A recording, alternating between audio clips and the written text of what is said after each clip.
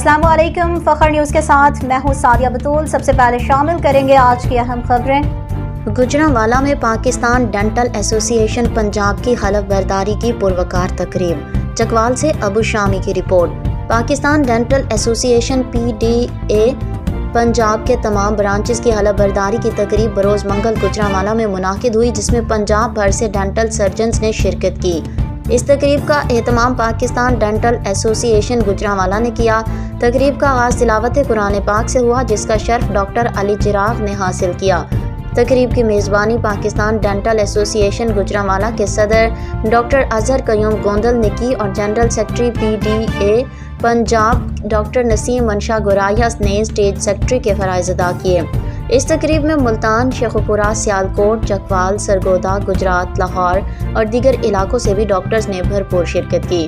تقریب کے مہمان خصوصی گورنر پنجاب سردار سلیم حیدر تھے، جنہوں نے حلف اٹھانے والے ڈینٹل سرجنز کو مبارکباد پیش کی اور ان کے کردار کو سراہا۔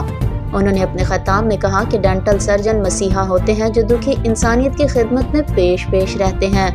یہ توقع کی جاتی ہے کہ آج حلف اٹھانے والے ڈینٹل سرجن اپنی خدمات کو ملک اور عوام کی فلاح کے لیے وقف کریں گے۔ انہوں نے مزید کہا کہ ینگ ڈاکٹرز کے مسائل کے حل کے لیے ہر ممکن تعاون کیا جائے گا اور گورنر ہاؤس کے دروازے ہمیشہ ان کے لیے کھلے ہیں۔ پاکستان پیپلز پارٹی کے مقامی قیادت اور دیگر اہم شخصیات بھی تقریب میں شریک ہوئیں۔ پاکستان ڈینٹل ایسوسی ایشن کی تاریخ اور اس کی اہمیت پر روشنی ڈالتے ہوئے مقررین نے کہا کہ 40 سال قبل جو روایت قائم ہوئی تھی، آج وہ اپنی پوری آب و تاب کے ساتھ جاری ہے۔ مقررین نے اس بات پر زور دیا کہ پاکستان ڈینٹل ایسوسی ایشن کو مزید مستحکم بنانے میں گوجرانوالہ کو مرکزی کردار ادا کرنا چاہیے۔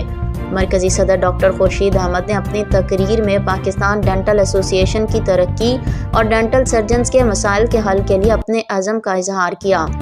انہوں نے اس تقریب کے انعقاد پر گوجرانوالہ کی ٹیم کا شکریہ ادا کیا اور امید ظاہر کی کہ تمام برانچز باہمی تعاون سے تنظیم کو مزید مستحکم کریں گے۔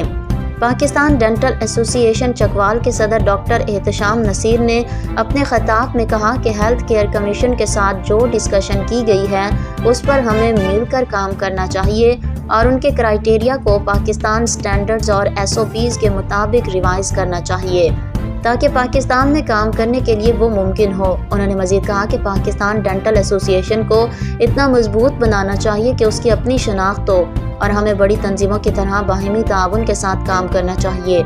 تقریب کے اختتام پر تمام مہمانوں کا شکریہ ادا کیا اور اس عزم کا اظہار کیا گیا کہ پاکستان ڈینٹل ایسوسی ایشن مستقبل میں بھی ڈینٹل سرجنز کے مسائل کے حل کے لیے اور ان کے حقوق کے تحفظ کے لیے سرگرم رہیں گے۔